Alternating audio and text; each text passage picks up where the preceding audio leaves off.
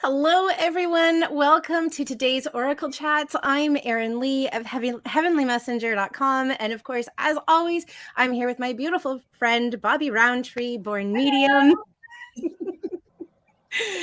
Welcome so much to today's show. We're so incredibly grateful that you've taken time out of your day to join us. And we are incredibly excited for many different reasons. First of all, that we have our first guest on our Oracle Chat show. And we're super excited about the guest that we have with us today. Please welcome Mary Malinsky, hold on, I've got some notes because Mary is quite accomplished. The priestess of prosperity of walkswithin.com. Mary is many, many different things, including being an absolutely fabulous and amazing human. She is the creator of the Elements of Abundance program, where she helps other healers and artists move into debt-free life. Correct me if I'm wrong. So moving into abundance, I really embracing abundance. Yeah. Thank you. I knew that I was going to get that wrong. Mary is also the Archpriestess of Aquarian Tabernacle Church of Canada. She's a professor at the WiccanSeminary.EDU. She is a life coach, a Reiki master, teacher, practitioner, and she is also a professional tarot reader. So Mary, welcome. Thank you so much for joining us. Oh, Mary, you're making me feel like a lazy mom. Hello. I don't know. It's exhausting. But but it's fun as well. These are all things that really bring me joy and fill my soul. And so anytime I look at some of my, things that are on my plate and go, okay, what can I release? Well, I can't give up that, and I can't give up that, and I can't give up that, because they're all part of what I'm here to do. And so I just have to keep doing it all. Actually, when you're the only thing you could actually think about giving up is sleep. But then a little voice in your head said, like, you gotta sleep. You gotta do the other stuff. Gotta sleep. That's the only variable. Yep. Absolutely. Awesome.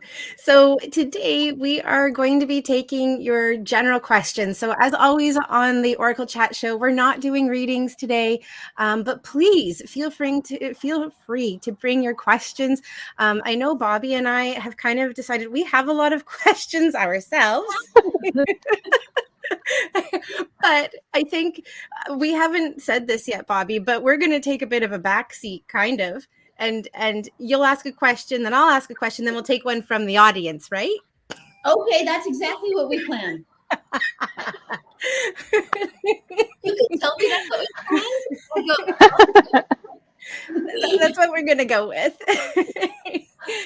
So I'll just go through and welcome everyone. Unless, Bobbi, did you want to take on that one today? Oh, you're doing a great job, young lady. All right. So hello to Chantel. It's great to see you. And Sarah, Whitney, we're so glad that you could tune in today too. Thanks for joining us. We have hello from Amanda and Chris and Jerry. And Jerry saying, hi, ladies. And Mary, welcome. So glad to see you. And Brianne is with us as well. Oh, and I've missed a couple of people. We've got Stacy and Helen here too. It's wonderful to connect with all of you. Thanks for joining us today. Yes, everybody, thank you for coming.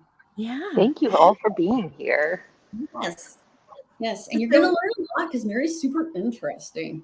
Absolutely. Absolutely. So we haven't had any questions come in yet. So please don't let the fact that Bobbi and I do have questions to deter you from asking. As Mary talks and tells everyone what she is all about, people go, oh, I want to learn more about that. I want to learn more about that. I want to learn more about that. Absolutely. Yes. I want to learn more about. I actually messaged you once about it when I first but that monkey brain. So you get the first question, Erin, then I get the second one. Okay, I'll go first. Okay. I think my big thing I would love to know is how you started walking this path. Walking, of course, like walkswithin.com being part of your name. How did you What drew you to this? Oh, goodness. Well, my dad is psychic, and he works with energy, and he's the first person that taught me how to shield. And I mean, we went to science fiction conventions when I was a kid, and so I was involved in all of that. Fantasy books and movies and things were my favorite. And then when I was in high school, a friend gave me the book The Mists of Avalon by Marion Zimmer Bradley for my birthday. Mm-hmm. It is still my favorite book, and one of the few books that I have read multiple times. And it just, it called to my soul. I was like, I want to go and I want to live in the House of Maidens, and I want to learn all of these things, and I want to, be a priestess. And I finished the book and I was like, yeah, well, that'll never happen because that's not real. And then look where I am now. I mean, I did visit Glastonbury when I was in university. A very, very magical place. And then I'm actually originally from the US. Mm-hmm. And so when I moved to Canada, of course, I couldn't work at first. So I spent some time in the library and found a women's spiritual circle in Vancouver. Mm-hmm. And started attending that. And then several years later, we moved to Vancouver Island, and I was looking for a group like the one I had attended in Vancouver, and wasn't finding anything that was open or, regularly practicing. And my husband was like, well, you'll have to start your own. And I was like, I can't do that. I don't know enough. I don't have the credentials. And and then I started, in my searches, I kept finding people who said, I don't know of anything, but if you start something, I'll come. Mm-hmm. So that was, the smack up the back of the head that said, do this. Yes. So that's kind of how I got started. Amazing. She leads into my question. Okay, Bobbi, your turn now. So I messaged Mary at the beginning of the pandemic because a little went off in my head that said, read The Mists of Avalon. Am I freaking kidding? That's what I was reading. Isn't that crazy? And I'm sorry, that's who you are. And actually, because the Mists, so The Mists of Avalon to me was a feminist take on the Arthurian story, which kind of it is. And now I've looked into the Arthurian story, and that's why I started getting into paganism, and that's what brought me to you. And and so paganism as a faith.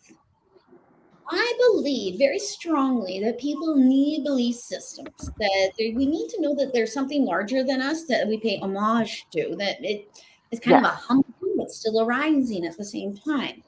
Now, the first time I Pagan Pride, I actually watched you guys all go into a circle and you pray to Mother Earth and Father Sky. And I have to admit, I was like, what the devil's going on here?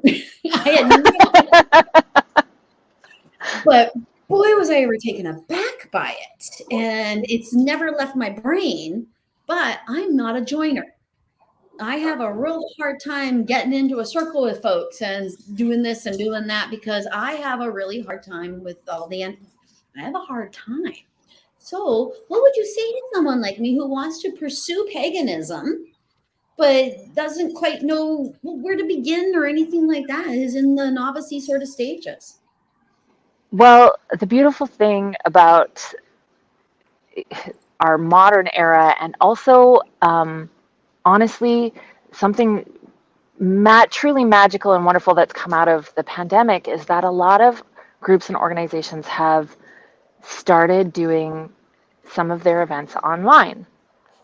And so our circle, Circle of the Sacred Muse and the Aquarian Tabernacle Church of Canada, we have, through the pandemic, we never stopped doing our regular rituals. We just brought them online. And now that we are starting to open up and gather in person again, we're keeping that online portion because we've been able to connect with people farther away. We've been able to connect with someone, people who maybe have been part of the group before, but their work schedule or they've moved away or whatever circumstances. I'm feeling a little tired tonight. I don't want to drive out, but I'd like to attend. Now I can still attend. So this beautiful online platform we've really opened up. And there's some people who think that being part of a ritual online isn't the same. And no, it's not exactly the same as being in heart space with other people. However, magic still happens because the internet is what we call it's a liminal space, right? It is a space between the worlds, and it's a space that connects us between the worlds. And so it is inherently a magical space. So I love that. I love that idea of the internet. Yeah, I love that explanation too, because that's exactly how I feel when I do readings. It doesn't matter if you're sitting next to me or you're in Australia, like it's the same. So yeah. I would love to throw a post in the comment section at this point. If people are interested in more information, what is the best resource for them online that we can just pop down in our comments? So our public ritual group is Circle of the Sacred Muse.org, O-R-G. We have a Facebook page, we have a Facebook group, we have a website, all of it Circle of the Sacred Muse, M-U-S-E. So like the 9 muses from Greek mythology, right?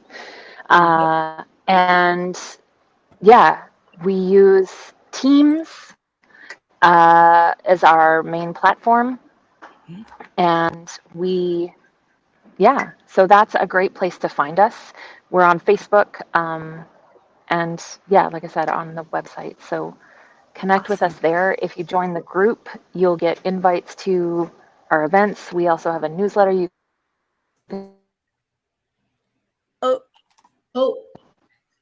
Mary just froze. I'm hoping that she'll come back. Mary is actually up island in Sayward, and when we were doing our test this morning, we thought we had come up with a solution, but I'm positive. Oh, there she is. Or I did like this once, remember? Yeah, our first time that we went live, so it seems appropriate. There's Mary. Yes. What did she sideways? I don't know why I'm doing this. we can't hear you just yet, but I'm sure it'll come back. It will come back. It will absolutely come back. And maybe that was just their way of making it so. No, okay. That we actually maybe take a couple. Well, we can't take questions from Mary yet because Mary. Oh, there she is. There we go. There you are. Are you there? Sorry, was that you or was that Mary? I think it was Mary. Oh, okay. Well, okay. So we can actually start to unpack a little bit of what, because I think Mary can hear us too. So okay. I want to know more about, I want to know more about joining this, about being part of it and what it takes and what you're looking at and what you're actually, the words I'm getting in my head is, what are we worshiping here? Interesting. One thing that I wanted to put out there as well, after a 2-year hiatus, I believe, with COVID, Vancouver Island Pagan Pride is back. And that was one of the things that Mary wanted to make sure that she shares with us. Mary, I'm not sure if you can hear me or not, but you are muted right now. Oh, there we go. And so I have that information. I'll post it in the comments as we go, but it's also on our website, universalconnections.ca, in the guest area. Mary, are you with us? It's kind of, but yeah, and I will. It's almost like a Zoom seance, Mary, are you with us? Thanks, Mary.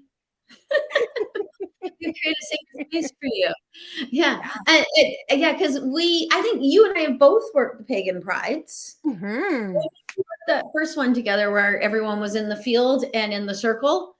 Yeah. Where I was like, what is happening? That was so, and you know what? It got my attention because it was a what is happening, because I felt. You keep talking. I'm going to quickly help Mary get back on. So I'm just going to mute myself for a moment. So Bobbi, take it away. It's just me, you and us. Okie dokie. And I can look into your comments and start to look at if anyone had any questions. But you know what? The questions are all for Mary anyways. So while Erin fixes everything for Mary, if you have any comments or questions for me, you are more than welcome to bring them through right now, or we can actually start talking about why we brought Mary on. And one of the reasons we brought Mary on is because when Erin and I give you guys our spiritual take on things, what you're getting is an Erin Bobbi filter of our spirituality and our spiritual take on things. By bringing in someone who's fresh and new like Mary, we can actually bring you maybe another take that maybe you don't always agree with me, or maybe you don't always agree with Erin, and maybe Mary's the one for you as well. So introduce new people to you, that there are so many spiritual practitioners. And sometimes it's kind of like a yoga teacher. Look at my examples, yoga teacher. That there is someone for everyone. Let me put it that way. Okie dokie. Okie dokie. Carrie's got, okay. Do you have a question for anyone, Carrie, you said? No, I'm not quite sure what it is. And okie dokie. Not quite sure what Carrie's question is yet. I'm waiting for it. And I think I'm actually kind of slow on the uptake here. Erin might actually have it. You're muted. There. Unmute mic. There we go. Can we hear you now? Can you hear me now? Now we can hear you now. Good. Now I feel like a commercial from the early 2000s. Can you hear me now? Can you hear me now? I did notice that Sarah has asked a question right up at the beginning. And Sarah's saying that she's feeling a bit of energy lately. Not sure what it's trying to tell her. I'm going to Mary, can we hear you? I can hear you again now. Great, we can Finally. hear you too. Yay. I don't know what was going on. That's okay. Gave us an opportunity to spend amongst ourselves. So we've kind of moved around a little bit. What I was going to suggest was that we go to the comments, and then we'll come back to things. Does that feel okay for people? Sure. Okay. I see a pants kind of lady, so. So we have Sarah, and Sarah's saying that she's feeling a lot of energy lately, and she's not sure what it's trying to tell her. When you guys are feeling a lot of energy, how do you ascertain what messages are coming up for you? What do you do, Mary? You first. Meditation is one of my go-tos. So I will spend time in meditation. I will connect with deity. For me, that's often goddess in one of her many forms. I've recently also started with automatic writing. And so I've been getting a lot of good information that way. But definitely, lots and lots of energy. And I noticed one of the comments that a lot of empaths and people who are sensitive to energy are very tired these days. And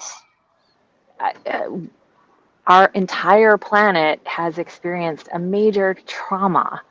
And so, yes, we are very tired because there is so much coming up. There is so much that needs to be let go and cleansed and healed. And so those of us who are sensitive are sensitive to that. And, you know, whether we are doing that work consciously or doing it in our dreams or doing it, subconsciously, we're processing that. So of course we're tired because we are feeling all of the negativity and trauma and things that are going on in the world right now. Absolutely. Yeah, I agree. I know for myself, when I find that the energy feels like I look around. I try to see, okay, what am I feeling about it? How is it feeling? Where do I feel it's coming from? What does it make me feel? And it's kind of like doing the exact same thing you talked about. It's meditation, coming into self and trying to feel yourself out. I think you're absolutely right too. Things are weird right now. Not that they ever weren't weird, but like now they're like weird, on the surfacey kind of weird, and it's really causing some odd reactions from folks. Mm-hmm. Yeah, and when I'm experiencing a lot of energy, I will step back. I'll sit back. I wouldn't necessarily call my practice or process meditation, but it's a clearing of the mind. So there is an element of that. And then I ask, and I'll go through and I'll ask, is it this? And then I'll check to see what resonates in my body, if I'm getting a yes or if I'm getting a no. And I'll just throw out lots of different things. Is it because I'm tired? Is it my energy? Is it energy that I'm picking up on? Is it something that I need to pay attention to? Is there a circumstance? And so I go through and I ask, like, where is this coming from? What is it telling me? Because I think one of the things that we often fall into as like intuitive people is that we're really passive in the process, and we just get what we get and that's it. And we are such an important part of that process that asking questions, I find, is really important too.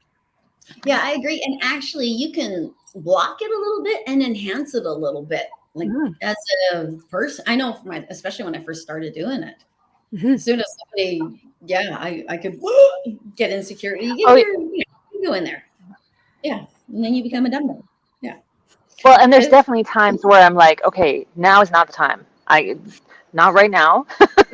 And there's other times where it's like, okay, now I am in a place where I can really truly tap in and listen. And, and I think what Erin said about asking questions, and it's a process. It's even in meditation, I think oftentimes there's what do I need to know right now? What's important? What's present for me right now? And I say every day with my meditation, I say, tell me what I need to know when I first started. And it's a question that I ask with my automatic writing. What do I need to know today? Yeah. It's a question I ask of my tarot cards. Yep. What do I need to know today? Yeah. And we use the word no differently, don't we? When you say no, you mean like a broader sense, correct, Mary? Right. Yeah. I mean, it's not necessarily, what do I need to know today is what's present for me? What do I need to be prepared for? What do I need to be aware of today? So yeah, there's lots of that knowing comes from a lot of different places. Yeah, absolutely. Awesome. And I was just going to add before we move on, I find that the asking allows you to start building a relationship too, right? Like if you want to get to know somebody, you sit down and you ask each other questions back and forth. This is a really great way to get in touch with intuition and whatever your belief system may be, whatever or whoever you're connecting with. So yeah, and it teaches you how. Yeah, go ahead, Mary, too. Add one more thing of make sure you're grounded. Like if you're feeling really burned out, please make sure you're grounded, because that's a really good way to tap into the energy of the earth, draw that up, use that rather than depleting your own batteries, so to speak. And also to shed what isn't yours to hold on to. Yeah, that's excellent. I always forget about that. I actually know another psychic who she knows when she comes ungrounded, and she has to walk away and come back because she can see that, nope, not working. that's the way. It's psychic, y'all see it. Anyway, it's absolutely awesome. So I'll just go through and I'll say hello to the people that we've kind of missed, and then we'll get caught up. So hello to Tammy and Carrie. Thank you for joining us. And Sharon, Amanda, and Jerry. And we've got Anne. Hi. Tanya is saying hi as well. Oh, and then these are all of our comments on Circle of the Sacred Muse. We've got Carrie and then other Carrie, because we have two Carries. Hello to both of you. And I'm hoping Sukjot, I hope I've pronounced your name properly. I'm so glad that you've joined us today. We're doing general questions. We're not doing reading specifically, but if you've got a general question, please ask. We'd love to connect. Hello to Brenda and Corrine and Sharon. It's wonderful to see all of you. It is, absolutely. All right, so may I ask a question? Please. Yeah, go for it, Bobbi. Mary, what as a pagan do you worship? Well, when I tell people, so I specifically am Wiccan, which is a Okay. religion as well, but it falls under the pagan umbrella. So I regularly joke that if you ask 12 Wiccans what Wicca is, you're going to get 13 different answers, because it's a very personal, it's a very personal practice. So kind of my broad strokes is that as a Wiccan, I celebrate and recognize the cycles of nature. So we celebrate the cycles of the sun and the cycles of the moon, and use what's going on in the world around us to help inform what's going on in the world within us.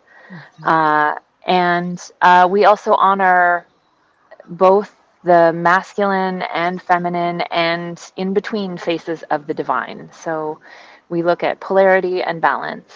And so different Wiccans, different pagans will work with different deities at different times. My personal belief is that the divine is much too big for our human minds to fully comprehend all at once. And so that the different faces of the divine from mythologies and religions and practices around the world are like little windows in the mansion or facets on the diamond, that the more that we understand the little pieces, the more we understand the whole. Okay, that's an excellent way of putting it. Yeah, I really love that. Yeah. No, you go ahead.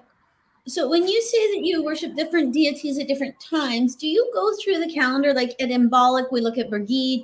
At Easter, we look at Ostara. Is that how you guys, is that, because that's what I do in my own little world, my own little head. That's what I do. Actually, I do it in my garden, but I don't have, I was just going to say, but I don't have any friends.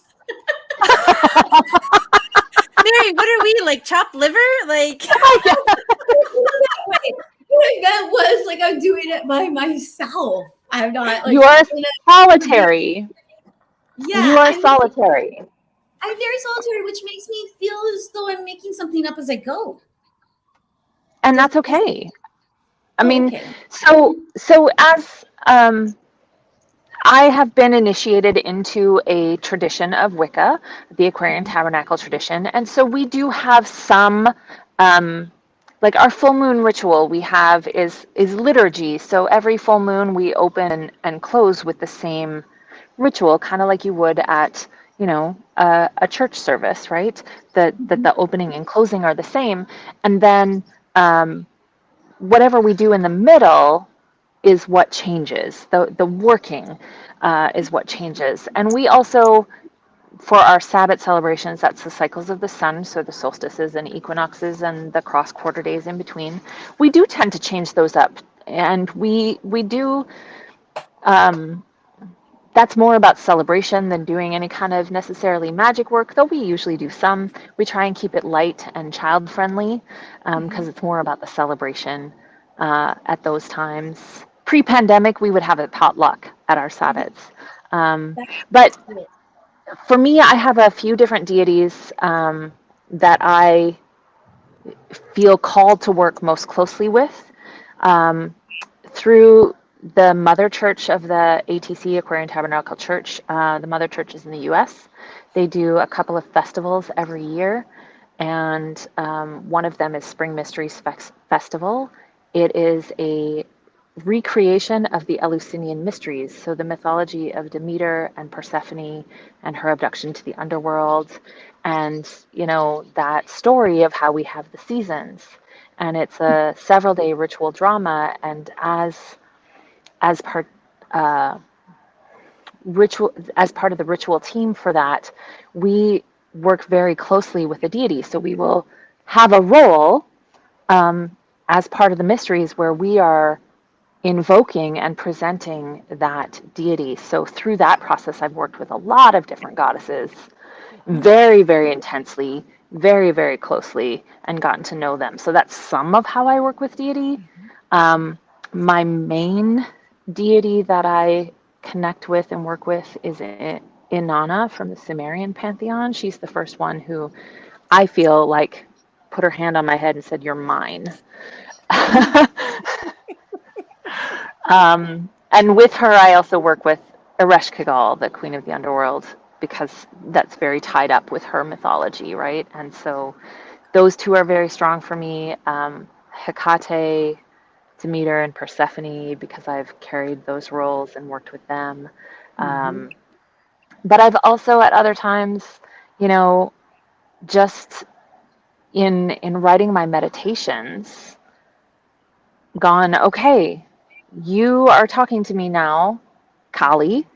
What is the message that you want to come through this meditation? And so a lot of my goddess meditations came from, okay, I'm going to learn about this deity, I'm going to build that relationship, and then share the message that they send through me with the meditation. So beautiful. Bobbi, do you have another question? I have another one. This is pretty much, I really wanted to talk to Mary. Okay, but then we're gonna go back to the people who are watching too, Bobbi. I know, but I'm thinking that my questions might be questions that other people have as well. Because I noticed that when you name certain goddesses, you are, to other people's minds, or maybe like culturally, crossing swords here. Like you're talking Kali, and then you're talking Hecate, and then you're talking Persephone. And I kind of put them all in 3 different regions of the earth, which I find is really, really, really neat. And I like it a lot. So, well, does that... Again, I mean, for me, it's part of my belief that the more I can understand the deities from all over the world, the more I will understand divine. And so, and I'm like, I'm not one who will, you know, oh, I've never worked with this deity before, I'm going to just, you know, say that I'm an expert. I do my research, I do my reading, and like I said, I build a relationship with that deity to work with them. It's not something that I do kind of willy-nilly. And yeah, and you know, I think Wicca is kind of a melting pot of a lot of mythologies, that the basis of it fits really well with working with deities from many different pantheons. And so for me, it's all about learning from the different deities and what they have to share and their perspectives and how they differ, you know. And part of building that relationship is learning, you know, what is an appropriate offering for Demeter versus what is an appropriate offering for Inanna versus what is an appropriate offering for Kali versus what is an appropriate offering for Isis or Sekhmet. You know, they have different desires and needs as well. And so getting to know them is part of getting to know what coming to them with that respect. Okay, yeah, that makes absolute sense to me. And I just, go ahead.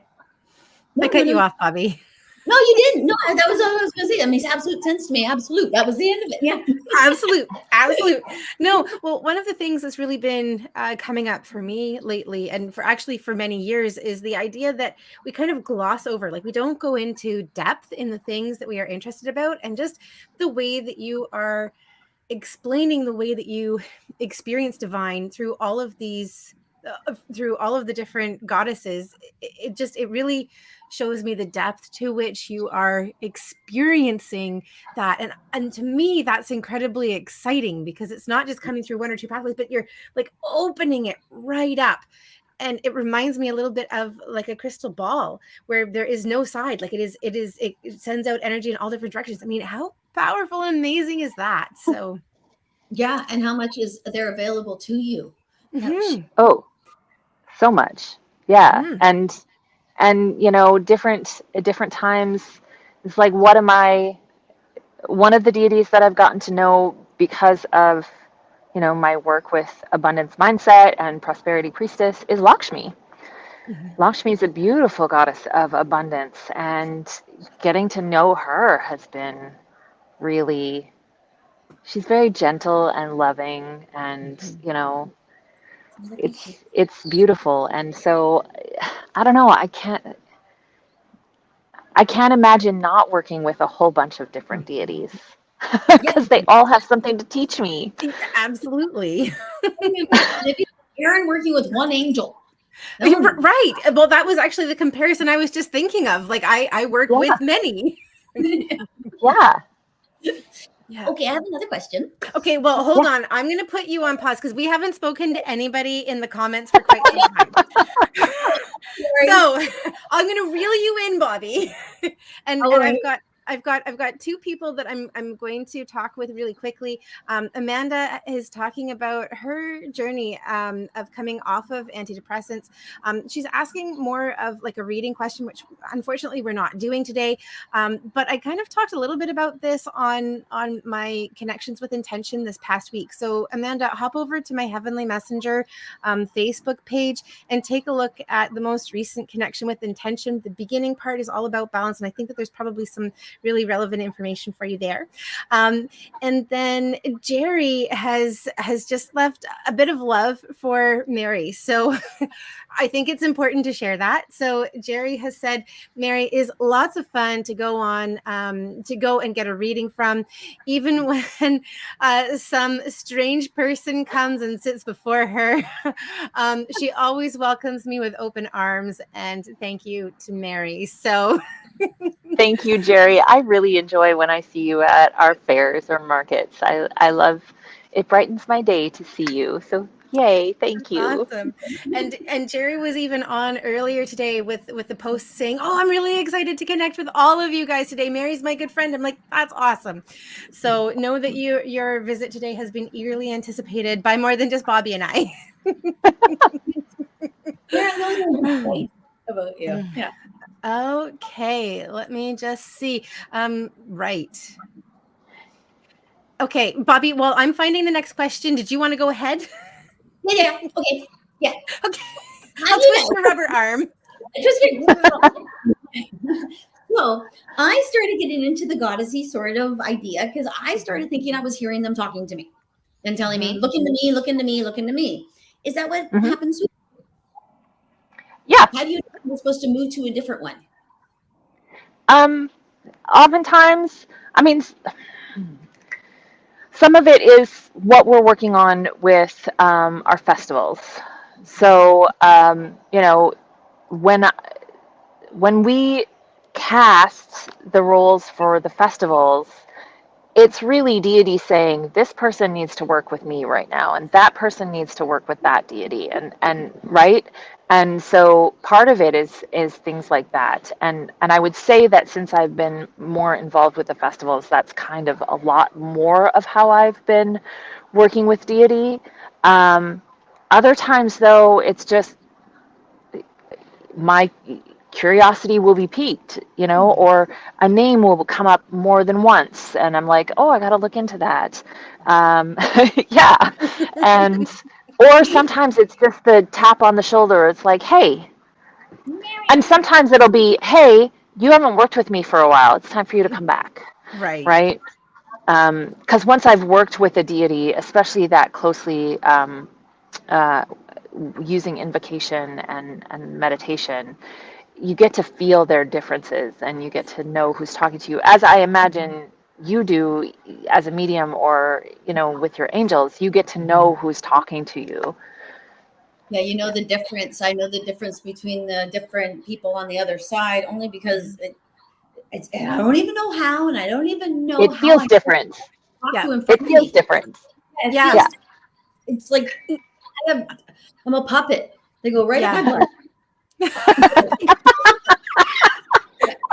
So, you know, I don't think either of us warned Mary about, you know, just how crazy our chats can get.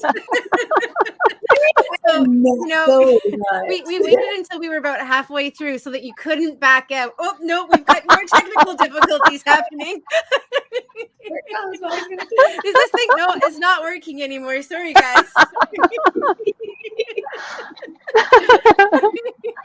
It's all good. One of our things with Wicca is that we practice with mirth and reverence. So we got to have fun as well. Absolutely. I think I'm very mirthful. Yeah, yes, I think so. I think we're a good balance. You're really mirthful. I'm more reverent, and we work. We do. Yeah, I agree completely. Another question. Okay. Okay, but then I'm going to the comment section next, Bobbi. Okay. Okay. Well, I really appreciate this question that Jerry's asked because it popped into my head as Mary was talking too. So great job, Jerry. Jerry said that she's very interested in automatic writing. And, you know, when I prepare to do readings, I have writing that I do, but it is not automatic writing. So would you mind expanding what automatic writing looks like for you? Yes, please, Mary. So as I've been doing it recently, Mhm. I work on a meditation, like I meditate to get centered and grounded. And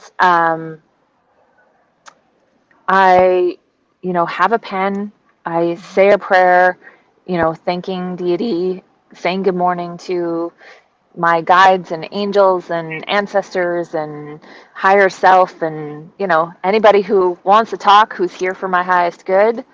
And then quite often I'll just ask the question of, and I'll write it down. What do I need to know today? And then I will, you know, I've seen other people talk about automatic writing where your hand just starts to move. Yeah. It's not quite that for me. It's that I feel like I'm having a conversation. And as I write, then that conversation becomes more clear. And so I just write whatever's coming through in that moment. And sometimes it feels like I'm just making shit up. But Mary's not our vibe. It's good.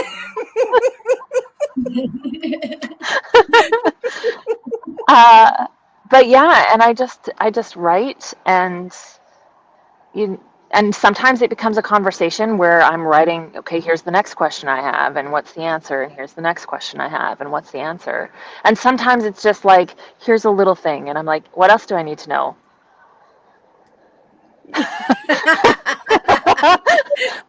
Okay. That's it. You're done. So we're done for today. I got it. You know, one of the things that I notice as you're talking about the process that you're going through is there's in a way a lot of ritual. Like you are preparing not only yourself, but you're also opening the door and you're inviting in. And it reminds me of like coming into your home, and you could like just come into your home and just like blow through and ignore everybody who's in the home, or say like, honey, I'm home. It's really great to see you. How was your day? Right? Like there are, it kind of brings it back to the humanity of it. Yeah. Yeah. It's the relationship, right? It's building the relationship. Yes, it is a relationship. Yes. Yeah. Hey, Brenda has a question. I found awesome.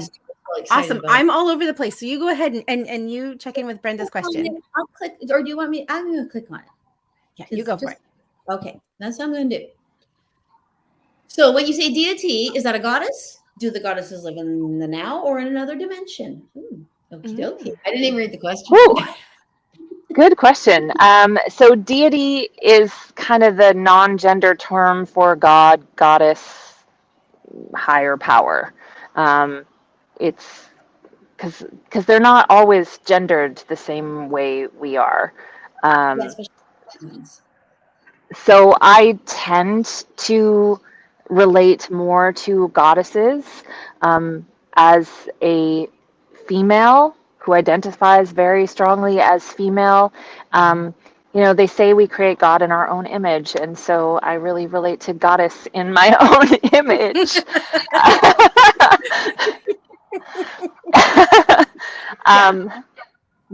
However, I will sometimes say deity or higher power just because it's the non-gendered, to recognize that the all is all genders and none. So there's that. Do the goddesses live in the now, in another dimension? Or I think that's probably or in another dimension. Or in another dimension. Oh, you know, I'm not sure how to answer that. I mean, I experience them here and now, but do they live here and now? I don't know.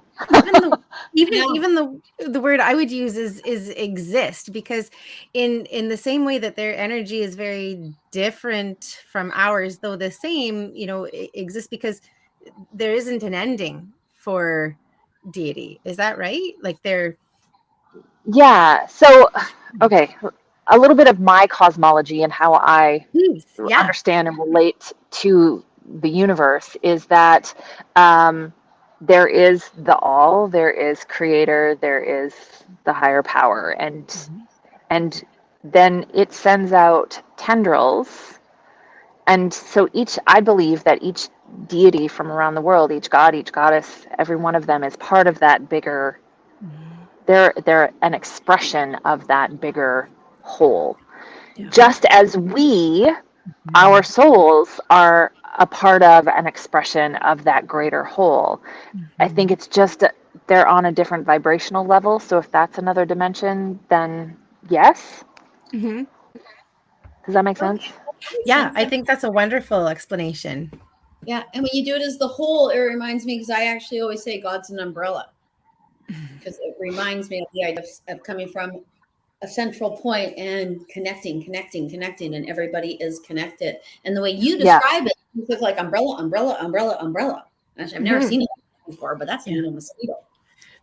Yeah, and the way that I see it, this was actually an idea that was introduced to me by Deepak Chopra years ago. And he said that his relationship and connection with God is multifaceted. And in the same way that I am a daughter and I'm a friend and I'm a sister and, a partner and all of these things, I am something or someone different to all of the different people in my life, but me as a whole, as a person, that doesn't change. So the person that I am to my sister is completely different than the person that I am to my brother, the person that I am to my parents, right? Yeah. Yep. Especially teenage Erin. That was very true then.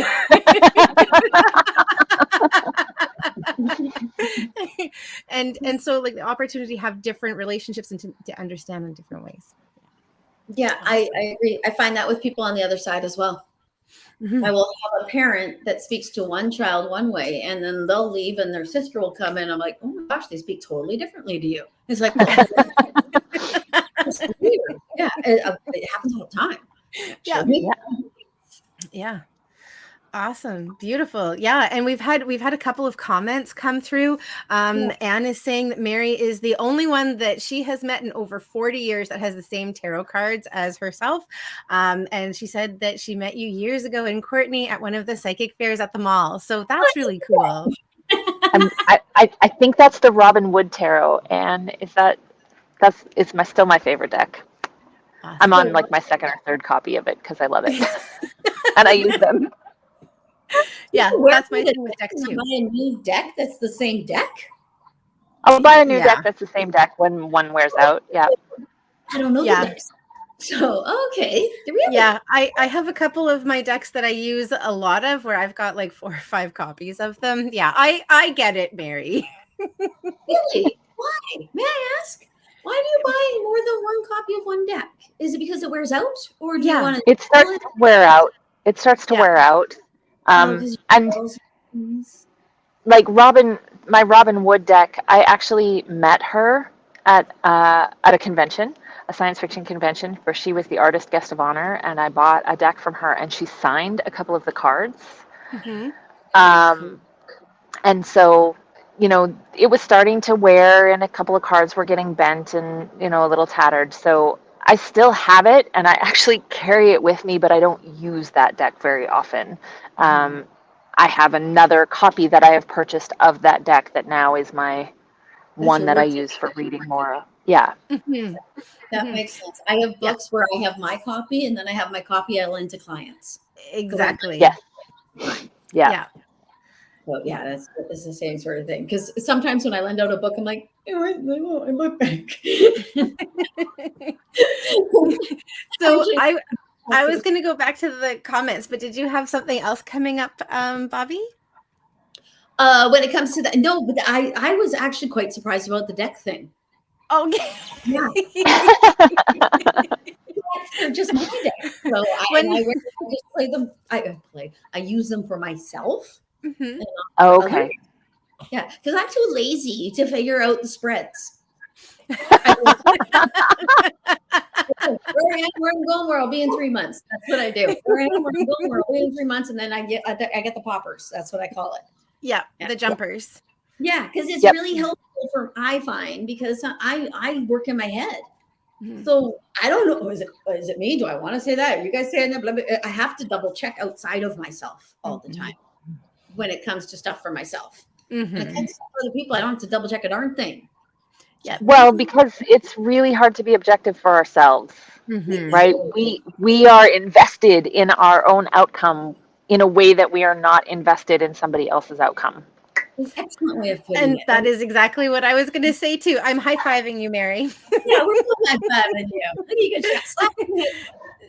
Now, I've got a question before we go back to the comments. So one of the things that I teach Oracle card reading. And, you know, my focus is angel cards.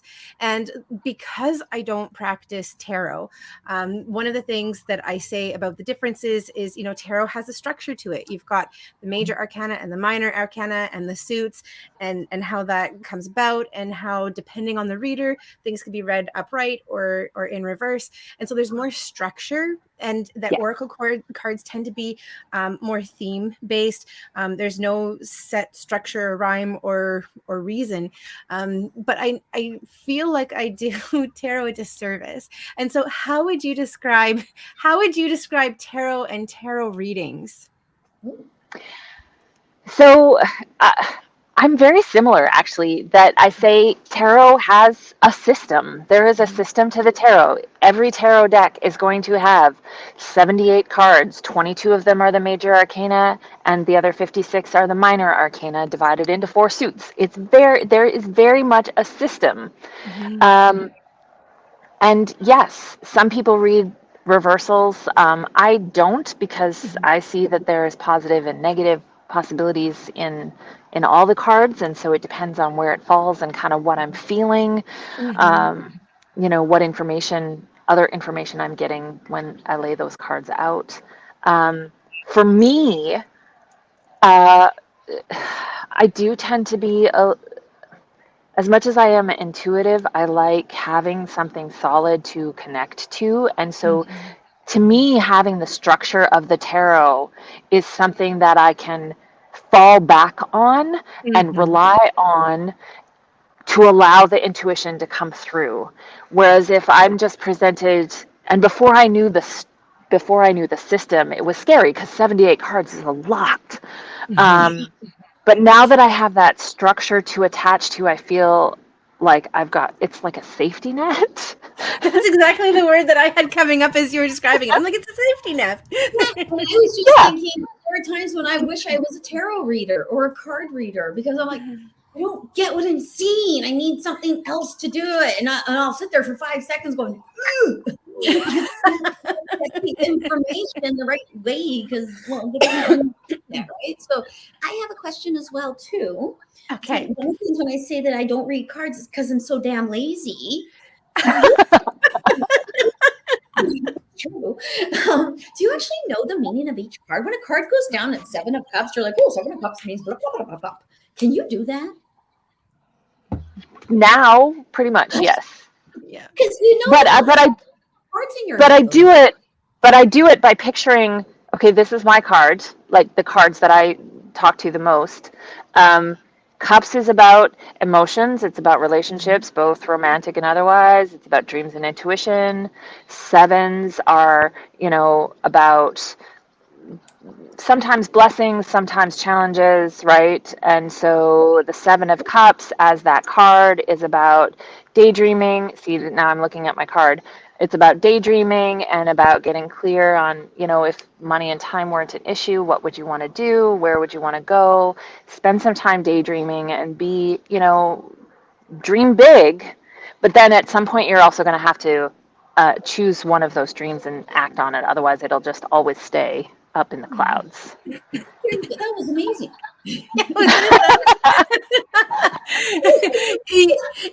Yeah, if I saw that, I would think, oh, 7, God, or the holy spiritual cup hold stuff. That's right, because I wouldn't have known any of that. So But it's again, when it's God because I holds have, you. yeah, I have that system to attach to, right? So even without seeing the image on the card, but quite often, honestly, if I'm looking at a different deck and trying to read a different deck, yes, I'll be looking at the pictures, but I'll like, in my deck, this looks like this. And then That makes sense. You probably do that too, Erin. I know I do that because I'll say, okay, usually that means that this, but I feel something weird about it. So blah, blah, blah, blah. Because I guess I got tarot cards in my head, I guess. Yeah. Because Well, that people on the other side have taught me. and to me, this is again an opportunity for questions. Like, if you don't know what's going on in front of you, what do I need to focus on? What do I need to pay attention to? Like, when working with a new card or like a new deck, what is it that I need to focus on that's going to give me that starting point that I can jump from? attached to. So, Yeah, the base, the root of what you're trying to say, I guess. Eh? yeah. And so I see that really being that relationship and intuition popping in. Yeah, that's neat. It's very, very neat. Yeah, because it does. To me, what you just told us, Mary, actually reminds me of what people on the other side have taught me. Is there this for this and this for this and this? Like, I know this means you're on the nose. You're right this time. Right. This means you're kind of close. That's what they do. Yeah. So there's always That's awesome. runs a Yeah. runs a well. So maybe I'm not. Well, no, I'm not lazy. Yeah, no, I'm lazy. Yeah. Okay, so I'm just going to pop back to the questions because we've had a couple come in. So Jerry's kind of popping back to automatic writing, and she said, so I guess I do automatic writing different. And I mean, there are lots of different ways of doing automatic writing. Yeah. And so Jerry said, I make a statement and then my pendulum will tell me yes, no, not at this time, etc. It's never yes or no. I hear it in my head, but I see the action with the pendulum. Well, that's really interesting. Mm-hmm. That is. Yeah. I will use my pendulum sometimes when I'm reading. If I'm like, is this like if I'm unsure of something in what the cards are telling me, I'll use my pendulum. And I'm like, is it this? Is it this? Yeah, because I mean, pendulums are a form of dowsing. So like muscle testing or just feeling like yes and no in your body is definitely another way to do it as well. So yeah, you're connecting with your intuition that way. Cool. Yeah. Awesome. Brenda comment, and I actually she's commenting on a show on Netflix as a medium on it that if I remember one of the first mediums I ever saw on TV, actually even before Joanne Edwards, I think it's the same guy. He scribbles a circle. Oprah had him on as he's reading medium I ever saw. I was like, wait, this is a thing? That's what happens to me. What the I was a child and I was like, what? Anyway, yeah, she's talking about that. Do you guys know his name? What is his name? I don't know who you're talking about. I'm not familiar with him. Okie dokie. You'll have to let us know, Brenda, so we can look it up. Yeah, that's right. Yeah. Well, and I mean, yeah, I think he scribbles for the same reason. It reminds me of you writing, Erin. Mm-hmm. Actually, I think it's an energy motion focus thing that helps you to go, I'm focusing here, so now I can hear the other stuff. Does that make sense? Yeah, absolutely. Because that's the way that I do writing. Like mine is not an automatic writing because I'm still very present and aware. You know, my understanding of like another automatic writing is where you often use your non-dominant hand and you're allowing messages to kind of come through that way. But there are lots of different ways to do it. Oh yeah. When we talk about scribbling like on the page like this, that reminds me of Ouija board actually, and you know, like the connecting and where do we go next. That's what that reminds me of. It actually reminds me of this that I do. Mm-hmm. And part of this that I do now is because I'm physically able to not like it. I'm getting messages that seem like pain. I'm changing my vocabulary, so it's no longer I'm taking charge of what's going on in my body. When they Interesting though, Bobbi, you're moving clockwise, hey? Yeah, it happens. And then I'll suddenly go, boop, and then I start moving counterclockwise. And it happens when I'm clearing chakras sometimes. And I don't judge it. I just go, okay, why am I clockwise this time? And then it's really weird. Yeah. But yeah, I honestly, as soon as I start seeing like my tailbone, it starts to ache like somebody put an ice pick up my butt. So ow. Sorry. Ow. It's not actually funny, but no, it's not funny, but it's hilarious. Well, because I believe very strongly the physical reminders I'm getting are actually, I actually hear it as spirit moving through me, but that's not the way I speak, but it is.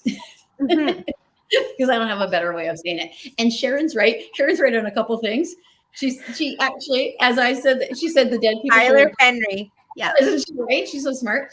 And then it's Tyler Henry. And he's right. That name, I was like, yeah, that is the name. You're absolutely right. Okay, so well done, Sharon Carter. Awesome. And we have another Brenda who's just popped in. She's saying, loving this chat. Mary is a wonderful leader and teacher. Absolutely. I hope to get to make acquaintance of both me and you, Bobbi, in the near future. That's awesome. I'm super excited and hope you'll be able to join us for another one of our Oracle chats. We do it every Sunday at 3:30 p.m. Pacific. So thanks for joining us today, Brenda. Yes, thank you, Brenda. Hi, Brenda. You know Brenda? I do know Brenda, yeah. Yeah, we figured me and all my friends back. Well, actually,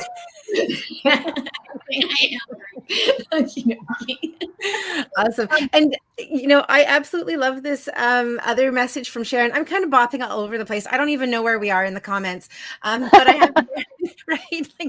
Anyway, Sharon said that the dead people show you picture like cards, Bobbi. Yes, yeah, and she's absolutely right. She's got it. Yeah, absolutely right. And Brenda has a question for us. Awesome. Are you seeing the feeling or sign from a loved one that has passed? Is that where we are? Yes. And you know what? I just saw that there was a question mark at the end of it. I didn't read the question, so I read the question.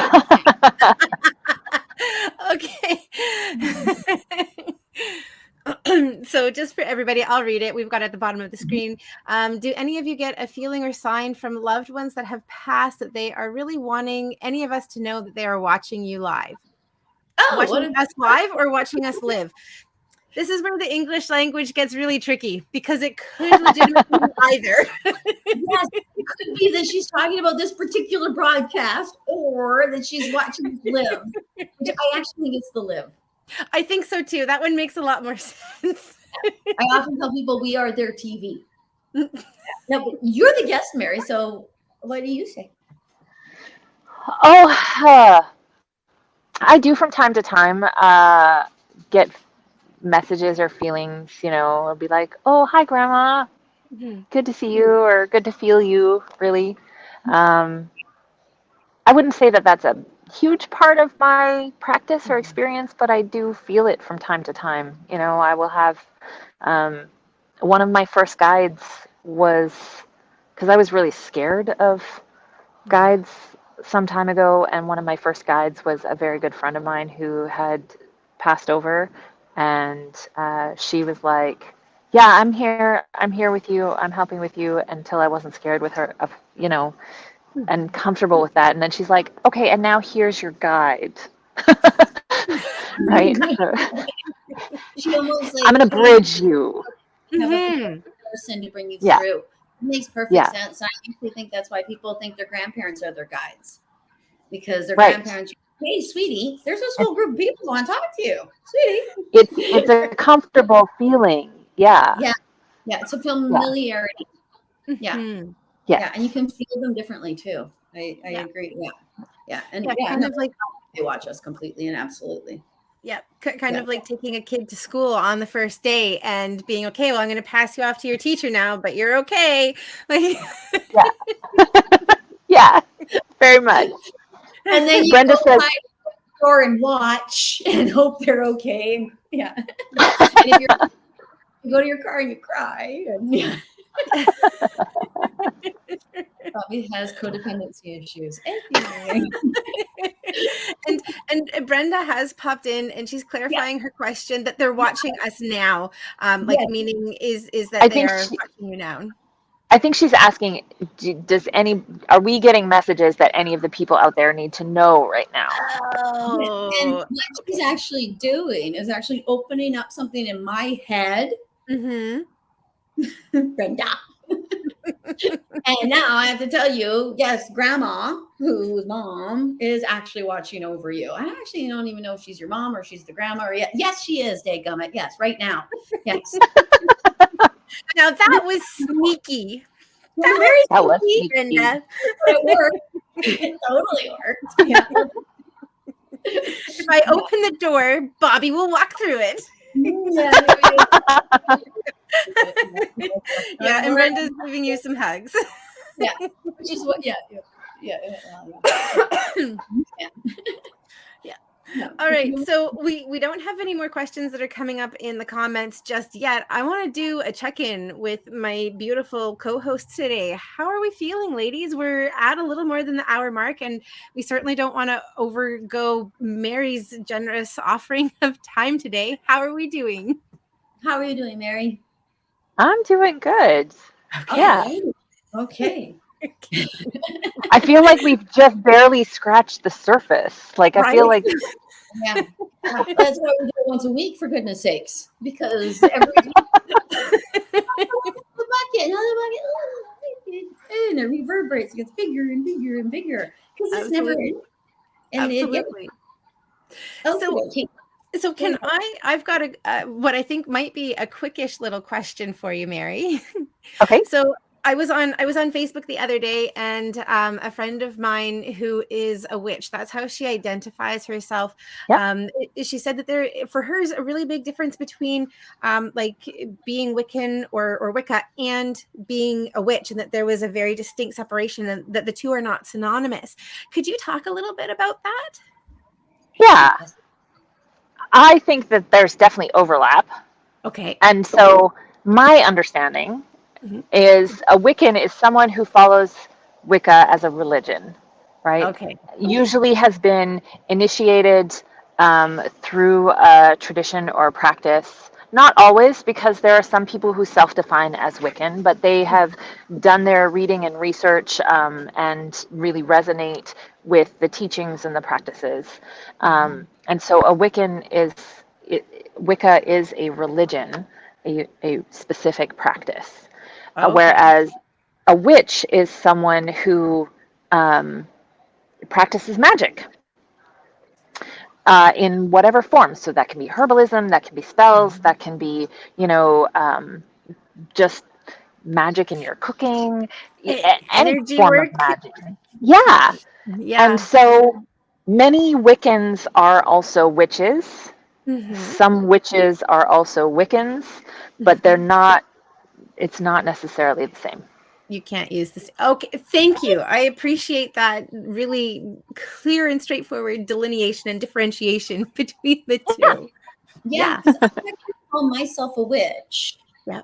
But only because I don't have I'm a medium, but I kind of put the witch and then the mediumship on underneath it. They want me to even tell you, one of the reasons I call myself a witch is because I think it's an acronym. Woman in total control of herself. Yeah. So it was one of the things I actually, because it's just because I've researched the name witch. Yeah.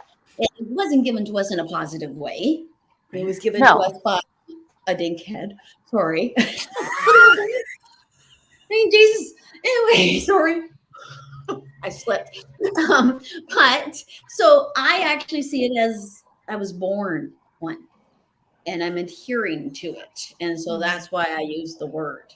I used the word once to someone I know and love, and she went, "No, resolve that." I'm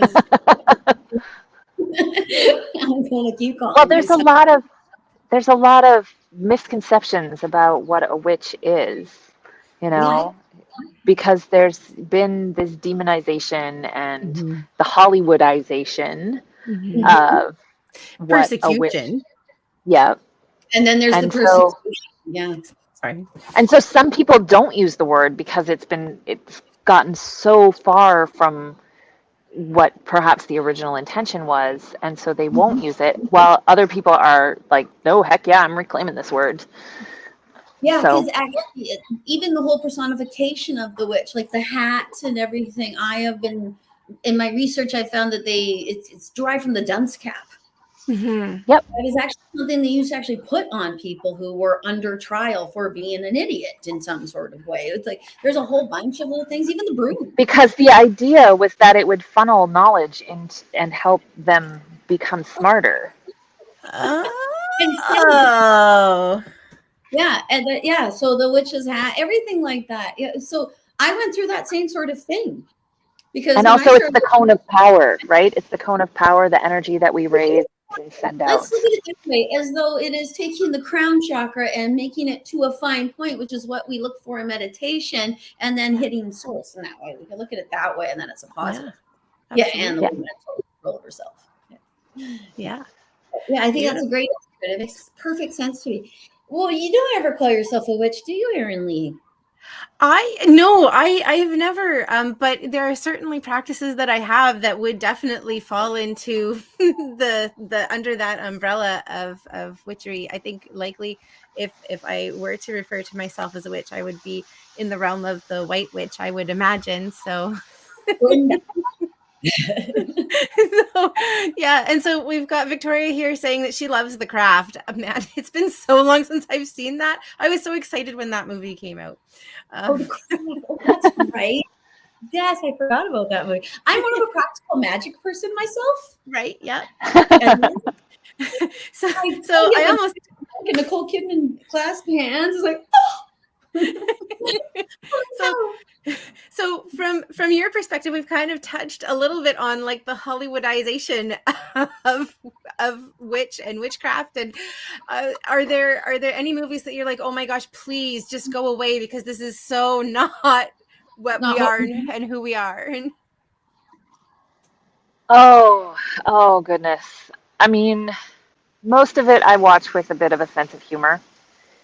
Tori says also not love the craft. It's one of those ones that gives us kind of a bad reputation.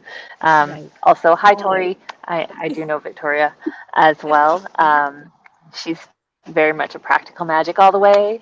I mean, I guess, in general, any of the media that portrays magic as something that we can just, wiggle our nose or wave our magic wand and poof, things like whew, the world changes.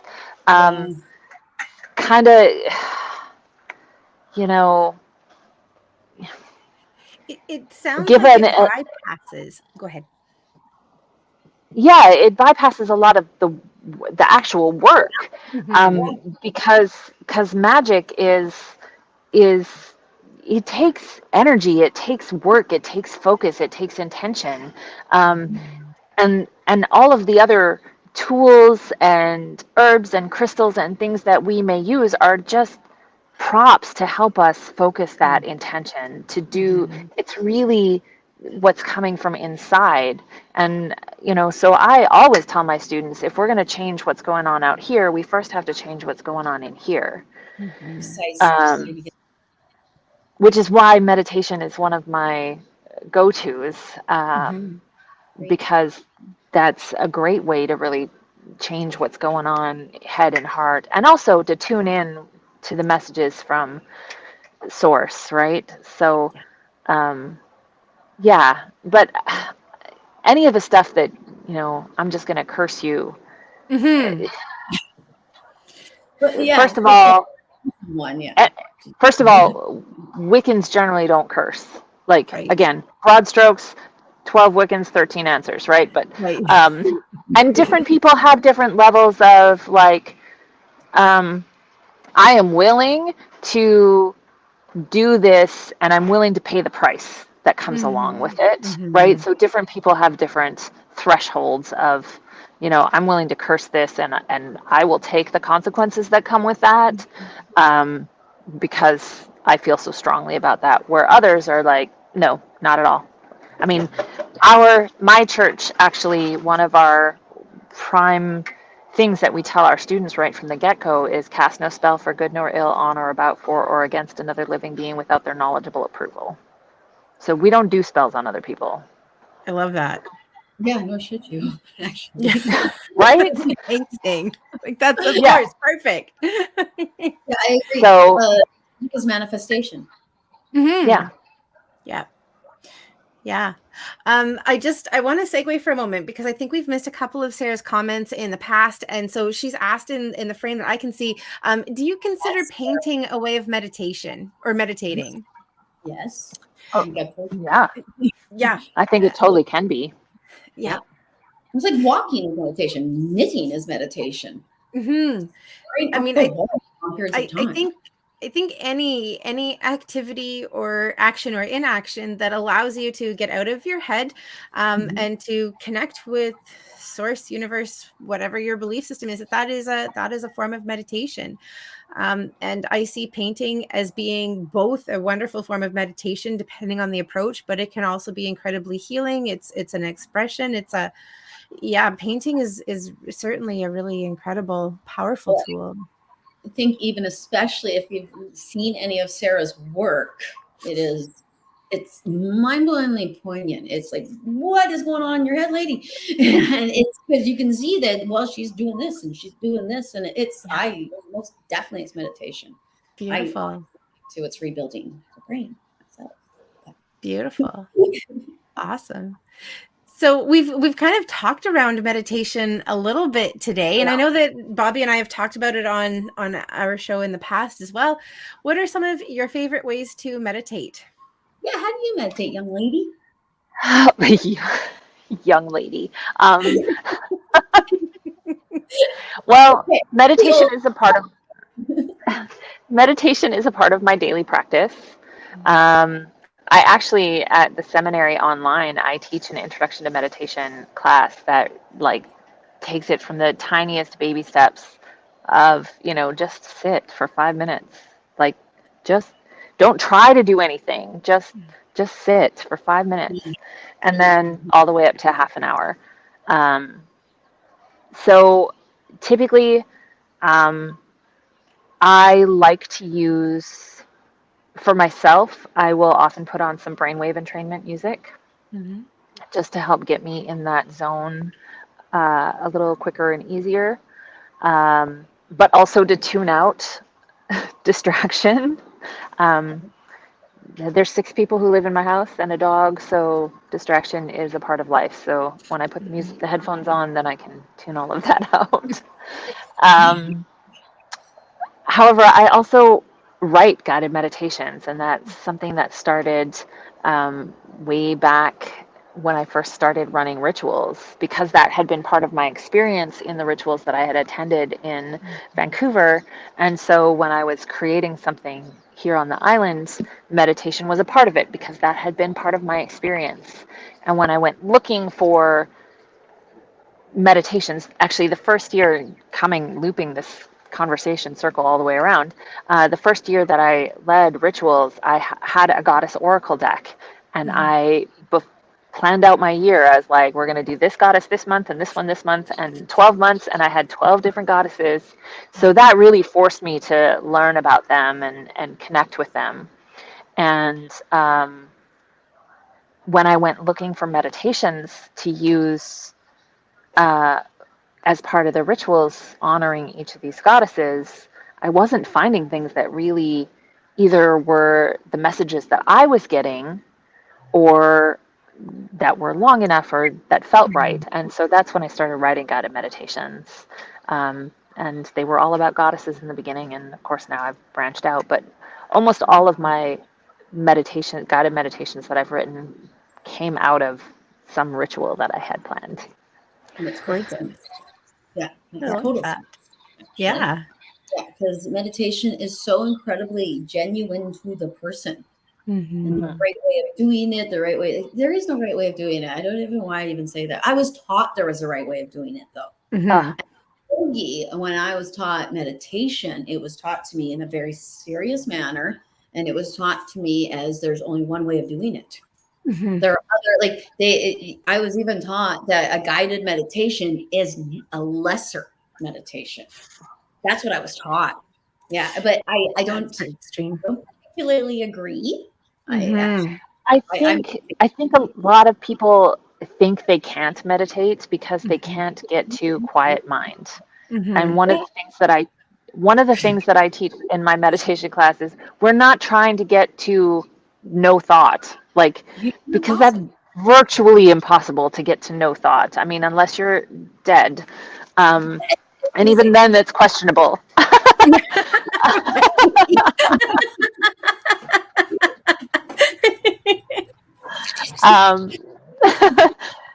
What, for me, part of the point of meditation is to calm or quiet the monkey brain, the chatterbox, right? That's like, we got to get milk at the store today, and we have to, and did you pay that bill? And make sure that you remember to do this. And that chatterbox that is just going a million miles a minute all the time. And so meditation gets us to kind of calm that or quiet that, to get to the quiet, small voice, the voice of our soul, right? The voice of our guides, whatever, that speaks a lot quieter than the monkey brain that chatters all the time. And so I often liken guided meditation to turning on the television for that monkey brain, because it gives it something to focus on. Getting your brain a babysitter.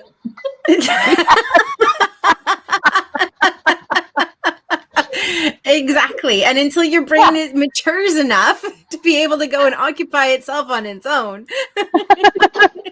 And also, too, they're actually showing me in my head that sometimes what that turning the television on can be like. I've done tap, tap, tap, tap, tap, tap, tap in a meditation, because it's like, okay, so the frontal lobe is going tap, tap, tap, tap, tap, while the soul is actually telling me what the heck is going on around me. Because you got it. Yeah, it is. It's like distracting the children so that the parents can talk on the phone. Well, and that's why painting or knitting or something, all of those things can be that tool that helps you, okay, here's something for that monkey brain to focus on so that I can actually hear what else is going on. Can be an amazing meditation. I love that one. I'll just sit there and watch the flames dance and move, and it's just absolutely amazing, because if you just let yourself go and be in the flames, and all of a sudden you go, really, is that true? Wonderful. Yeah. And the more you do it, the more your brain's like, oh, goody, we can talk to her now. Right. All the other folks. I agree completely. Yeah. Go ahead, Erin. Yeah, well, I was going to say, I see Amanda has a comment here that I think probably resonates for a lot of people. And Amanda said it's a really big struggle for her. And I get that. And I think, if you are struggling to meditate, I think one of the best things that you can do is offer yourself compassion and some empathy, and just say, hey, I'm going to create this space for myself. And if I'm able to do a little bit today, then that's awesome. And remove that expectation of what meditation is going to look like for you and how long you're going to be able to do it and under what circumstances you're able to do it, and just say, hey, I want to create this as part of my experience, and so I'm going to do, and I'm going to find what works best for me. Yeah. And as someone who has been meditating regularly for many, many years now, it's been a part of my daily practice for years and years and years. Deciding whether to tell you this story or not, but you better tell us now. Don't worry. This is not being broadcast to Facebook and YouTube and all over the place.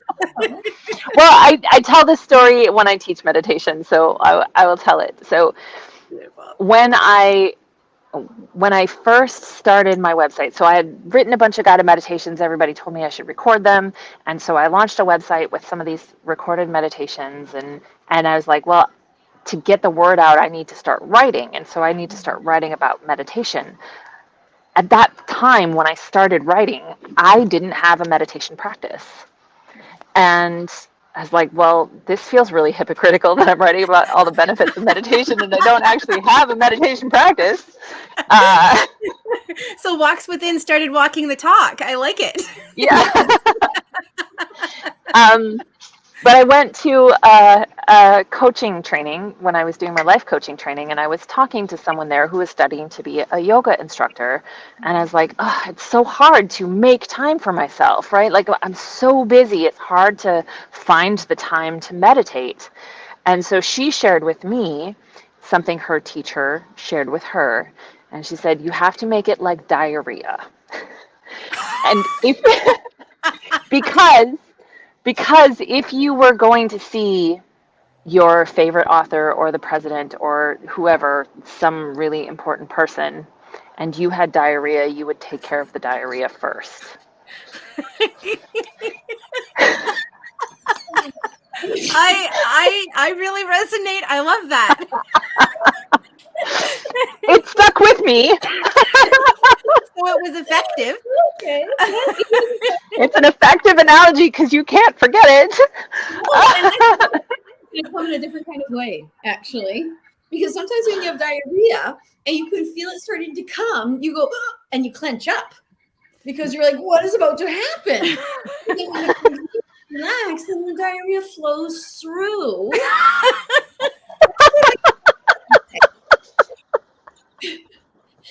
Okay, we just Thank you so much. And if you're just tuning in, as a meditator, that makes perfect sense to me. I often meditate to not being able to take a poop. You can't take a poop. So you relax and the poop comes out. Relax and the meditation will happen.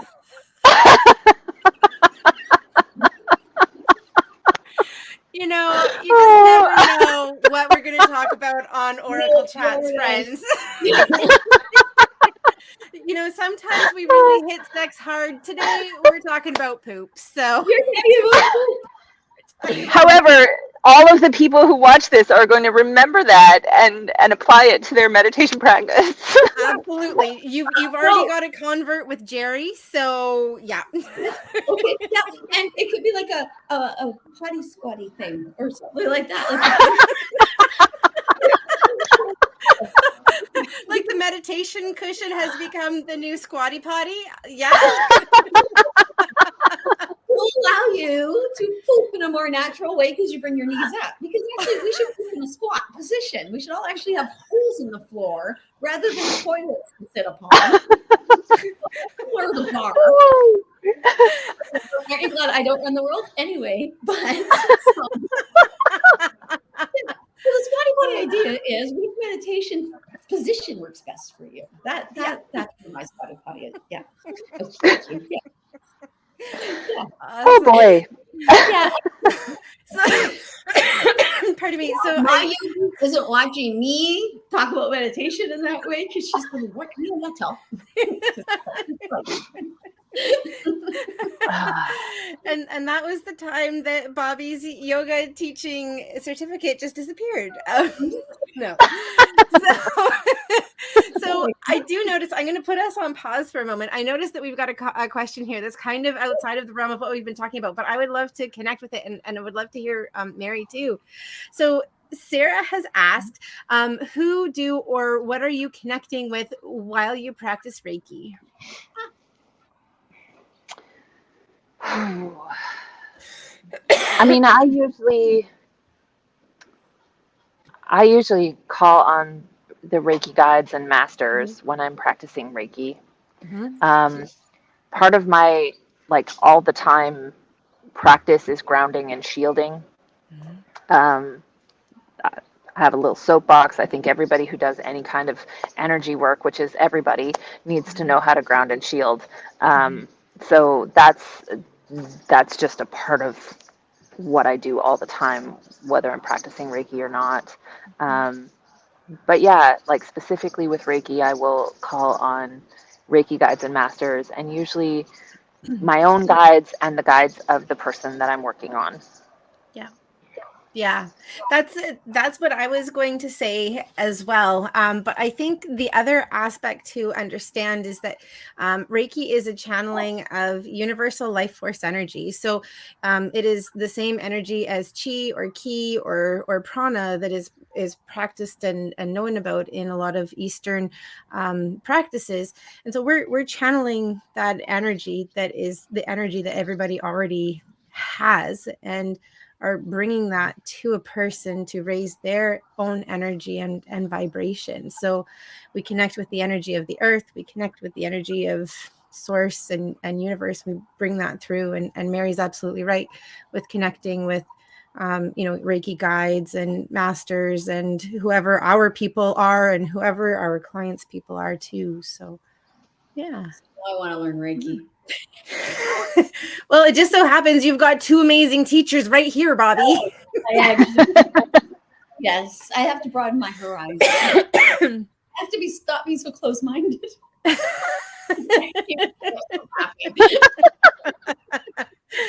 Oh dear. Yes, I feel I don't do it. Well, when you talk about Reiki masters, when I hear Reiki master, I think of you two. Mm-hmm. I mean, like that's true to to a certain extent. What do you feel for that one, Mary? When I talk about Reiki masters of who I call on, Yeah, I think about more like previous teachers who have crossed over, people, the more along the lines of the ascended masters, kind of, but those who are. There are yoga gods. Like we look at good. Is Reiki similar in that way? I don't think so, because Reiki's not religious. Yeah, that's what I was going to say as well. I mean, I think that we have a lot of different ascended masters who help and support with energy work and energy healing. We've got archangels, for example, who help with energy work and energy healing. And so, like Archangel Raphael helps with physical and emotional healing, and Archangel Metatron specifically works with energy healers. And so, I think that that's more who we're connecting with, as opposed to having like a specific Reiki masters who have crossed over.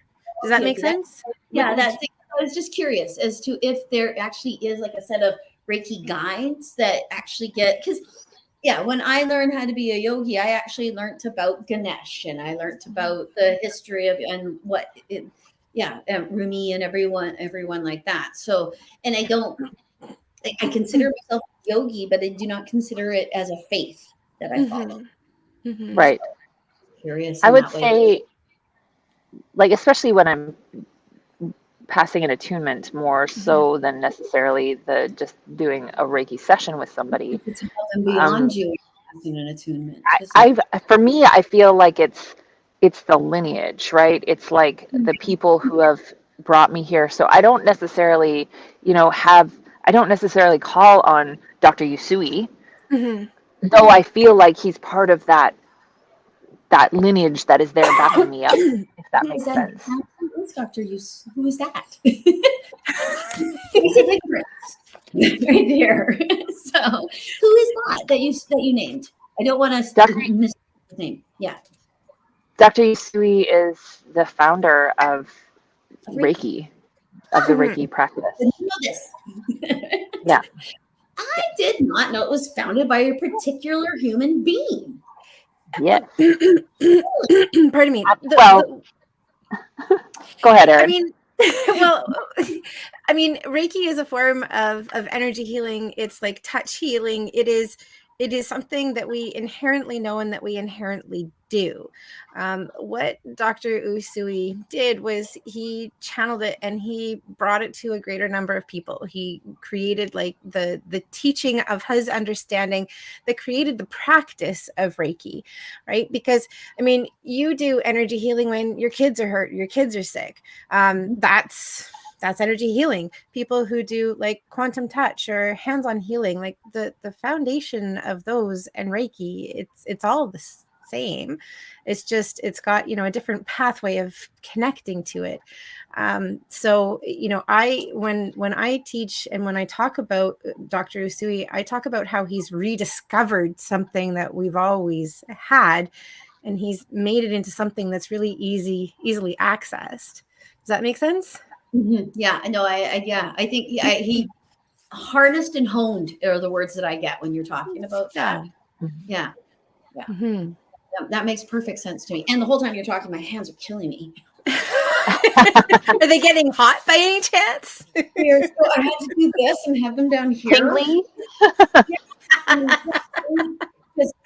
Like, you're not using this. Yeah, I'm thinking what you're thinking too, Mary. I wonder if this is a sign, Bobbi. And then I was just going to throw in about Reiki Guides. You know, each time a person does a new level, they receive what is called an attunement, which is basically an initiation, where it's an opening of their capacity to receive more Reiki energy. So, like, if you think that everybody in the world has like internet dial-up, and then when you get Reiki attunements, that connection becomes better and better and better. And suddenly you've got like DSL and cable and whatever the heck it is that we're using now, right? And with each different level, a new Reiki guide is assigned to the student to help and support them, like in their learning and in connecting with their clients and doing Reiki. So if you've been attuned to Reiki, you have at least one Reiki guide who you can call on, and you can ask them for help and support with your own process and journey, with like your own clearing, and also when working with other people. Okay, question. Yes, Bobbi in the front. I was attuned at a birthday party for someone you know very well, and did absolutely nothing with it. Could that be why my hands hurt when you guys started talking about it? Did they start something and then I did not finish it, and therefore there it is sitting here? Sounds about like it. Did you want to take that one, Mary? I'm happy to hop on it too. If you've had the attunement, then you have access to the energy. And, you know, at what volume, like Erin was talking about it, levels of internet from dial-up, you know, to fiber optic, I lengthen it to, you know, everybody's got this little drip from the faucet, right? And as you get the attunements, it's like turning the faucet on stronger and stronger, or moving from a straw to a fire hose eventually, not all at once. Over time. Yeah. Yes, over time. Right. And so, yeah, I've definitely had times, especially, you know, early on when I was learning to work with Reiki, that I would say my hands would turn on, right? And I would be like, somebody is drawing energy right now, and I don't know where exactly it's going or what's going on, but I can feel the energy flowing through it. And so I'm the conduit for now. And okay, are we done yet? Okay, we're done. Yeah, basically. Goes with that, actually, from Victoria. She says, can you be and taught virtually? So I personally think the attunement has to be in person. That I don't know, it's just, I don't, maybe because I haven't experienced and I can't visualize it, but personally I think that the attunement is something that is passed from one person to another, and because you need to be in somebody's aura to open up and do the things. The teaching can probably happen virtually because it's passing information. I personally think that the attunement has to be in person. I don't, Erin? Yeah, I've got a couple of different aspects that I look at with that. I mean, for me, I prefer to teach in person. I've never taught anybody virtually, because I think that there's a lot that you get from being able to like channel energy with your teacher in person, and that literal hands-on instruction. So I think there's a lot of benefit to that. I know that there are a lot of Reiki masters online who, you know, I will send you the attunements and here's all the education and boom, you are now a Reiki master. You know, I definitely disagree with that on so many different levels. But from an energy point of view, I mean, one of the things that we do work with in Reiki, once you have your second level, we do have the distance, the time and space, the time and space symbol that we use. And so we do work through time and space. You can definitely receive a Reiki treatment from somebody who's across the globe. And so from that perspective, you know, can you attune somebody distantly? I would say you probably can.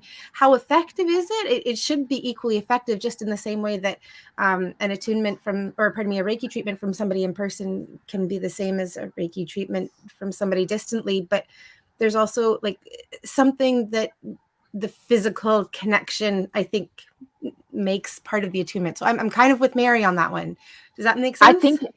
I think the attunement, you likened it to initiation earlier, and an initiation is a rite of passage. Mm-hmm. And I personally feel strongly that rites of passage are something that need to be experienced. And if you are not in present form, not that you can't experience it, but the experience is going to be different. And it's going to be different. Is it going to be, it's like being born through the birth canal versus being born cesarean section. You're still alive, mm-hmm. right? Mm-hmm. But what has been missed through that natural process of going through the birth canal? Mm-hmm. Oh. And yes, Tori, that means a road trip for you. Yay me! Absolutely. Awesome. I was attuned so quickly like that by Carol for Ariane's birthday. Oh, crazy. Okay. On my palm. That's why I said you knew them. Yeah, I do. That was my teacher too. How self-centered am I, right? So yeah, she wrote little symbols on my palms. Mm-hmm. That's part of it, right? And all I was thinking when we were talking virtually is, how would I do that? Let me just draw on your. Like when I was feeding you Tic Tacs the other day, Erin. Right. I was feeding her Tic Tacs with the camera. I was going like that, and she was eating them. Didn't get to take Tic Tacs. We get really silly. Yeah. So I mean, like once you receive an attunement, like you have that ability to channel that extra energy. I also see it as being something of a muscle as well. You know, the more that you're actively channeling that energy, the stronger that muscle is going to be, and then the more that you'll be able to receive. You know, as a yoga teacher and practitioner who practices so regularly, I mean, there are a lot of things that you're doing that would naturally help to balance and stabilize that connection that was opened for you. But yeah, there's some training that would probably be helpful to go with it. I'm thinking I'm going to go and start getting some Reiki training. Yeah, absolutely. Yeah. And I see Sarah is asking here. Sarah had also asked the initial Reiki question that kind of started us on this path. Sarah's asked, do you use light energy when you practice Reiki? Question. I mean, I definitely see, it feels like light coming through. One of my intentions that I often set is, I am a clear and perfect channel, let love be my guide. Mm-hmm. And I will like routinely when I'm working on someone reinforce or come back to healing, light, and love, right? Mm-hmm. I'm here, like I am the channel for healing, light, and love, partly to get my ego out of the way, right? Yeah. And also just to remind myself, I'm providing this energy. What the person that I'm working with does with it is up to them. Mm-hmm.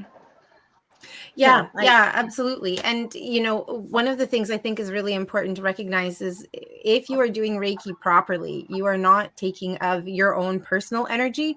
The whole point Yes. is that you are channeling energy. And, when I experience that energy, I'm connecting literally with the energy of the earth. I'm connecting with the energy of source and universe, like that life force, like the energy of life is Yeah. what we're connecting with. And so, when you ask, is it light energy? Like it's not a dark energy. It's like the energy of life. So yeah, I'm not entirely sure how to appropriately answer that, except to say that's what it is, in my experience and what we actively channel. Yeah. When I think of light energy, I just think of good, positive energy. Loving. And that's where we come from. We're coming from a place of love. So Yeah. yeah. Cool. Yeah. Amazing. Awesome. You guys, I feel like my brain is starting to fade a little bit. How are you doing? My brain is fading. I do the long acknowledge and say hello evening to Guy, because he's one of the people that came on that did not get acknowledged in any sort of way. I don't know if he's still with us, and I don't know if it's Guy or Guy. Yes, I see that he's here. Yes, hello, welcome. Thank you for joining us, Guy. Thanks for joining. See you later. Yeah. Awesome. So, Mary, did you have anything else that's coming up for you that you wanted to make sure that you share with us today? Well, I wanted to do a quick plug for Vancouver Island Pagan Pride. It is coming up August 13th. It is happening in beautiful Duncan this year, because part of our goal is to move it to different locations around the island. So because people are involved and connected from all over. So this year is in Duncan. We are having our feature ritual is by the Vancouver Island Druids. So we will have a presentation of a Druid ritual. And we're still looking for vendors. So if you are interested, go to the website and check it out. It's vipaganpride.org. And just again, if you are interested in checking out what a Wiccan ritual might look like, check out circleofthesacredmuse.org. And our full moon rituals, our Sabbath celebrations, and we even have an informal coffee meeting once a month just to chat and get to know us. Those are all open to the public. You're welcome to come check it out. The only caveat is if you do come to a ritual, you have to be more or less actively participating. You can't sit back and just watch. Good to know. And I was just going to ask you, have any tips for people who are maybe wanting to come out but they're feeling nervous about coming out? Do you have any suggestions on how to ease those nerves? Well, give me a call. We can, depending on where you are at, we can go for coffee or schedule a phone call, and then you have one person that before coming out to an event. Come out to a coffee cauldron. July is still going to be online only. However, we're looking at going back to in-person in August, going to Nesbitt's Coffee in Campbell River. So come out to the coffee cauldron, because that's very social and informal, and we just chat and get to know each other. And again, then somebody, so you don't feel like you're coming in completely cold. Yes, ma'am. You put maybe on our Universal Connections page a coffee cauldron, like the times and things like that. Can you? And I'm actually thinking of this selfishly for myself, but or are watching right now who are like, well, when will that happen? I need a reminder. Well, I think maybe one of the things that we could do, Mary, is there a place on Facebook that you post or share these things that we could then share on our Universal Connections page?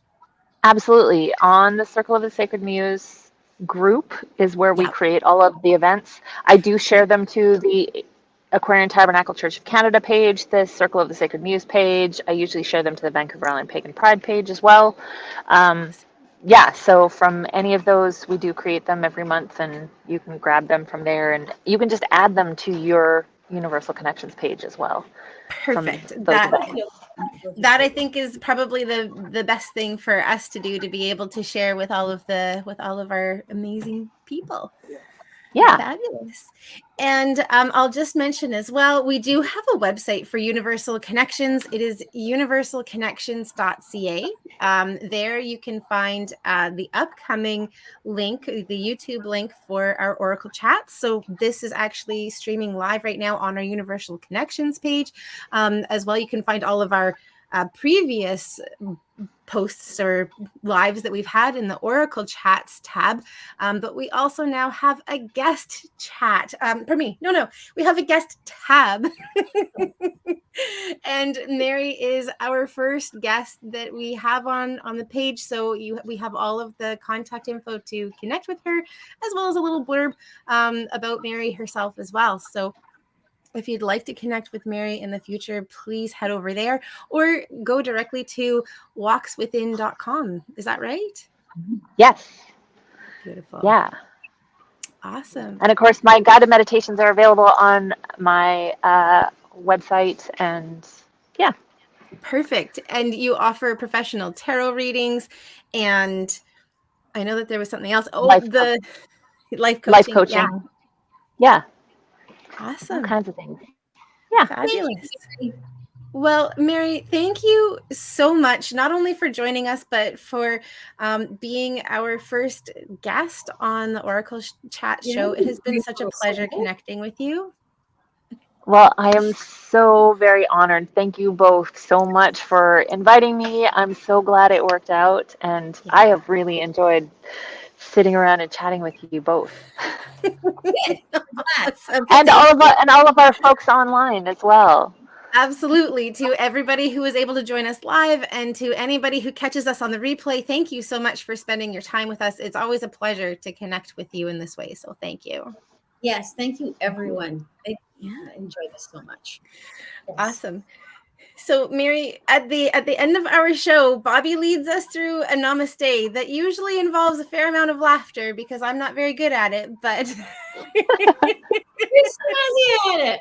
And I got like full movement here too. I can would you like to join us? Sure. Young lady. Okie dokie. Beautiful. Namaste. Namaste. Namaste. Thank you, everyone.